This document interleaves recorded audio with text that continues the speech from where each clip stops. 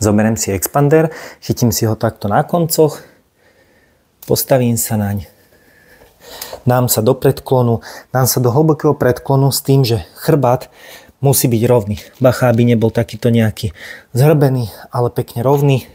Dlane vyrotujem smerom dole a ťahám ruky hore, pričom lakte dávam od seba. A pohyb musím začínať zaťahovaním lopatiek dozadu, čiže ťahám lopatky dozadu a doťahujem rukami. Pohyb zastavujem v momente, keď tie lopatky mám úplne pri sebe. Hej. Netreba ísť zbytočne úplne čo najvyššie, pretože potom má človek tendenciu ohýbať sa v zápestiach. Dám sa do predklonu a ťahám ruky, lakte smerom od seba, zaťahujem lopatky dozadu.